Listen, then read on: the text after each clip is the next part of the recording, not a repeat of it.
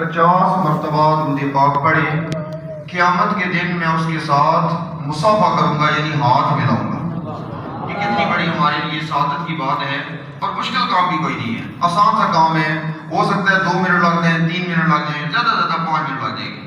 اس کے اندر صرف 50 مرتبہ یعنی آدھی تسبیح جو ہے، اگر درود پاک پڑھنے میں ہم روزانہ کامیاب ہو جاتے ہیں تو کل قیامت کے دن ہمیں یہ سعادت نصیب ہوگی کہ ہمارے آقا جن کا ہم کلمہ پڑھتے ہیں ان کے ساتھ مصافحہ کرنے کا، ان کے ساتھ ہاتھ ملانے کا شرف حاصل ہو جائے گا۔ محبت کے ساتھ درود پاک پڑھیں۔ الصلاۃ والسلام علیکہ یا سیدی یا رسول اللہ وعلی آلک واصحابک یا سیدی یا حبیب اللہ۔ آج چند ایک باتیں قرآن پاک کے بارے میں ذکر کی جائیں گی۔ اسی طرح یہ جو دم کیا جاتا ہے اس کے حوالے سے ایک حدیث پاک آپ کے سامنے ذکر کی جائے گی۔ اللہ تعالیٰ نے قرآن پاک میں ارشاد فرمایا اِنَّا أَنزَلْنَاهُ فِي لَيْلَةِ الْقَدْرِ، بے شک ہم نے اس قرآن مجید کو لیلۃ القدر میں نازل کیا۔ یہ ماہ مقدس ہے اور اسی ماہ مبارک کے آخری عشرے کی تاک راتوں میں ایک رات، اس کو قدر کی رات کہتے ہیں، لیلۃ القدر کہتے ہیں۔ تو اس رات کے اندر قرآن پاک نازل ہوا۔ تو آپ نے سنا ہوگا کہ اللہ تعالیٰ نے تو قرآن پاک 23 سالوں میں نازل کیا ہے، تو یہاں پر فرمایا جا رہا ہے کہ ہم نے اس کو لیلۃ القدر میں نازل کیا۔ تو اس کا جواب یہ ہے کہ اللہ تعالیٰ نے 2 بار قرآن پاک نازل کیا ہے۔ پہلی بار اپنے پاس سے لوح محفوظ سے عرش، اللہ تعالیٰ نے جو دنیا والا آسمان ہے، پہلا آسمان، اس آسمان دنیا پر پورا قرآن پاک نازل کر دیا تھا۔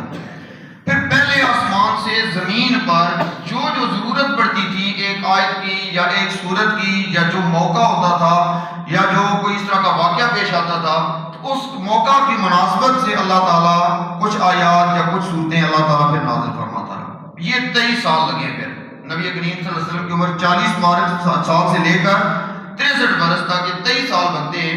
تو 23 سال کے اندر یہ پورا قرآن پاک بعد میں نازل ہوا۔ تو یہ جو ذکر ہے نا سورہ سورۃ القدر میں، اِنَّا أَنزَلْنَاهُ فِي لَيْلَةِ الْقَدْرِ، اس سے مراد یہ ہے اللہ تعالیٰ نے پورا قرآن پاک تھا وہ جو دنیا والے آسمان میں نازل کیا تھا، بھیجا تھا، وہ مراد ہے۔ اس سے پھر آگے اللہ تعالیٰ نے پھر 23 سال میں تھوڑا تھوڑا کر کے قرآن پاک زمین کے اندر بھیجا ہے۔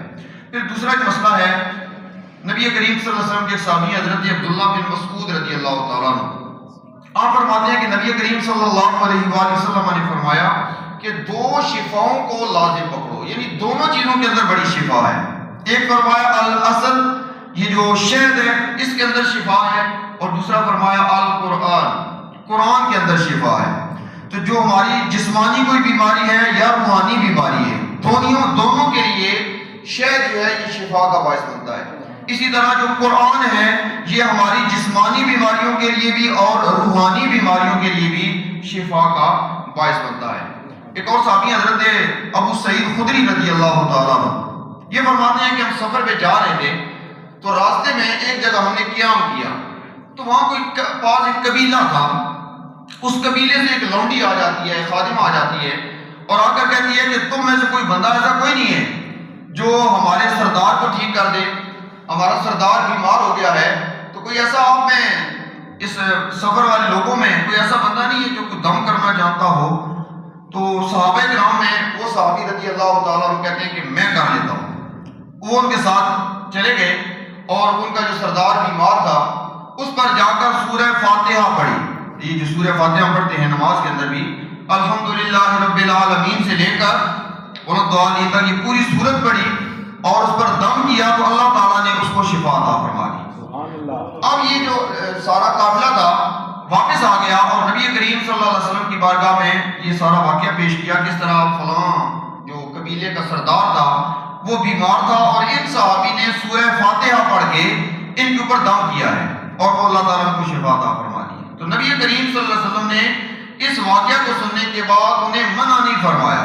تو ہمارے کرام اس حدیث کو بطور ثبوت پیش کرتے ہیں کہ کسی کو اگر دم کرنا ہو قرآن پاک کی یہ آیات تلاوت کریں تو اللہ تعالیٰ اس کو شفا عطا فرما دیتا ہے۔ اس سے پتہ چلا جو لوگ انکار کرتے ہیں کہ یہ دم نہیں کرنا چاہیے، درود بھی یہ ایسی چیزوں کی انکار کرتے ہیں، تو یہ حدیث پاک ان کے لیے ثبوت کے طور پر موجود ہے کہ قرآن پاک کی یہ آیات تلاوت کر کے آپ دم کریں گے تو اللہ تعالیٰ کوئی بھی بیماری ہے، کسی طرح کا بھی مرض ہے، اللہ تعالیٰ اس بندے کو شفا عطا فرما دیتا ہے۔ دوسری حدیث پاک جس کے اندر ذکر ہے حفاظت کے حوالے سے، یہ راوی ہے حضرت عبداللہ بن مسعود رضی اللہ تعالیٰ عنہ۔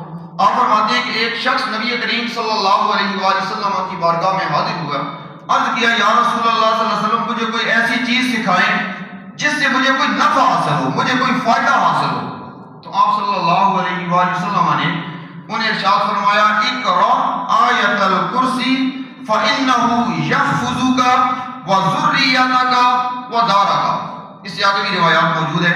تو نبی کریم صلی اللہ علیہ وسلم نے فرمایا آیت الکرسی پڑھو، یہ تمہاری حفاظت کرے گی، یہ تمہاری اولاد کی حفاظت کرے گی، تمہارے گھر کی حفاظت کرے گی، اور تمہارے گھر کے جو ارد گرد لوگ ہیں اللہ تعالیٰ ان کی بھی حفاظت فرمائے گا۔ یہ آیت الکرسی اتنی برکت والی یہ آیات ہیں اور اتنا یہ کلام اچھا ہے کہ اللہ تعالیٰ اس کی وجہ سے سب کی حفاظت فرماتا ہے۔ تو اگر آپ چاہتے ہیں کہ میں خود محفوظ ہو جاؤں، میری اولاد محفوظ ہو جائے، میرا گھر چوروں کے مال سے، چوروں کے چوری سے اور ڈاکو کے ڈاکے سے محفوظ ہو جائے، اور جو میرے ارد گرد لوگ ہمسائے ہیں، عزیز و اقارب ہیں، وہ بھی اس طرح کے ضرر سے، اس طرح کے نقصان سے محفوظ ہو جائیں، تو وہ صرف اتنا کریں آیت الکرسی پڑھ لیں۔ اللہ تعالیٰ اس آیت الکرسی پڑھنے کی وجہ سے سب کی حفاظت فرمائے گا۔ یہ حدیث پاک ایک اور بھی ہے، وہ کافی طویل حدیث پاک ہے، اس کے اندر بھی یہی ہے کہ جو بندہ رات کو آیت الکرسی پڑھ کے سو جاتا ہے اس گھر کے اندر چوری نہیں ہوگی، اس کے اندر کبھی چور نہیں آئے گا۔ یہ ہم وقتی اپنے طور پر کرتے ہیں، تالا لگا دیا، کنڈی لگا دی، لیکن جہاں چوری ہونا ہوتی ہے وہاں پھر بھی ہو جاتی ہے، وہاں اسلحہ موجود ہوتا ہے پھر بھی چوری ہو جاتی ہے۔ بینکوں کے اندر دیکھ لیں گارڈ کھڑے ہوتے ہیں، اس کے باوجود بھی وہاں پر ڈاکے ہو جاتے ہیں اور چوریاں ہو جاتی ہیں۔ اس لیے ایک معمول بنا لیں کہ رات کو سونے سے پہلے آیت الکرسی پڑھ لیں، انشاءاللہ تعالیٰ اس گھر کی حفاظت کی جائے گی۔ نبی کریم صلی اللہ علیہ وآلہ وسلم کا یہ جو فرمان نشان ہے قرآن پاک کے حوالے سے، اور جس میں حفاظت کے حوالے سے بھی ذکر ہے، یہ تو ساری دنیا کے لحاظ سے اور اپنی دنیاوی زندگی گزارنے کے لحاظ سے ہمارے لیے مفید باتیں ہیں۔ اب ایک آخری بات جس کے اندر ہم نے عمل کرنا ہے کہ ماہ مقدس ہے، رمضان المبارک کا مقدس مہینہ ہے، تو اس ماہ مبارک کے اندر ہم نے کوشش کرنی ہے قرآن پاک کو پڑھنا ہے، قرآن پاک کو سمجھنا ہے، قرآن پاک کو سمجھنے کے بعد اس پر عمل کرنا ہے، اور جب خود عمل کریں گے اس کے بعد پھر اپنے گھر والوں کو، اپنے جاننے والوں کو، اپنے ماتحت لوگوں کو تعلیم دینی ہے، اس میں کامیابی ہے۔ یہ چار باتیں میں نے ذکر کی ہیں، تو اس پر ہم ذرا سی توجہ کر لیں تو اس میں ہمارے لیے بڑا فائدہ ہے۔ بہت لوگوں نے معمول بنایا ہوتا ہے اور بنانا چاہیے، اگر کسی نے نہیں بنایا تو وہ بنا لے کہ اس ماہ مبارک کے اندر میں نے قرآن پاک پڑھنا ہے۔ وہ قرآن پاک جو الماریوں کے اندر پڑا رہتا ہے، پورا پورا سال پڑا رہتا ہے، وہیں جالے آ جاتے ہیں، وہیں مٹی آ جاتی ہے، گرد و غبار وہاں پر پڑا ہوتا ہے، اور سال کے بعد ہم ان کو جھاڑتے ہیں۔ کبھی کسی گھر میں ایسا بھی موبائل ہے جس کی سکرین پر بھی مٹی پڑی ہو، جالا تو بڑی دور کی بات ہے، وہ تو بڑا ٹائم لگتا ہے۔ ہمارے موبائل کے اوپر کبھی آپ نے جالا نہیں دیکھا ہوگا، ہمارے جو گھروں میں موبائل پڑے ہیں کبھی اس کے اوپر گرد و غبار نہیں دیکھا ہوگا، کہ اس کی وجہ یہ ہے کہ بار بار اس کو اٹھاتے ہیں، بار بار اس کے ساتھ ہمارا رابطہ ہوتا ہے۔ لیکن قرآن پاک وہ کتاب ہے جو راہ ہدایت ہے، ہمارے لیے شفا ہے، ہمارے لیے کامیابی کا زینہ ہے، اس کو ہم نے ایسے رکھ دیا ہے۔ اس کو پورا قرآن پاک ایک بار کوشش کریں اس ماہ مبارک کے اندر پڑھیں، یہ پہلی بات ہے، پڑھیں۔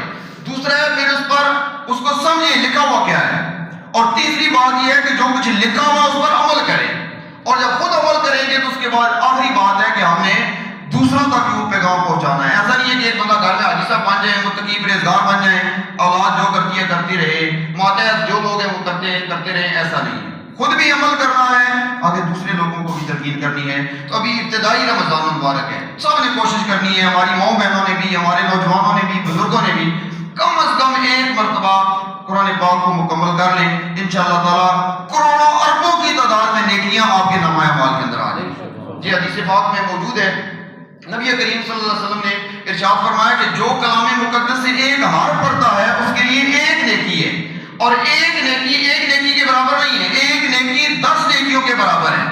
نبی کریم صلی اللہ علیہ وسلم فرماتے ہیں میں یہ نہیں کہتا کہ الف لام میم ایک حرف ہے، آپ نے فرمایا الف ایک حرف ہے، لام ایک حرف ہے، میم ایک حرف ہے، تو جس نے الف لام میم پڑھا، اس کی تلاوت کی، اللہ تعالیٰ اس کے نامہ اعمال کے اندر 30 نیکیاں لکھ دیتا ہے۔ تو جو ایک سوا پڑھ لے گا، جو ایک رکوع پڑھ لے گا، جو ایک پورا پارہ پڑھ لے گا، کروڑوں کی تعداد میں نیکیاں وہ روز کی لے سکتا ہے۔ تو اندازہ کر لیں پھر پورے مہینے کی نیکیاں کتنی ہو جائیں گی۔ اللہ تعالیٰ سے دعا اللہ تعالیٰ ہمیں قرآن پاک پڑھنے سمجھنے اس پر عمل کرنے کی توفیق عطا فرمائے. ہمارے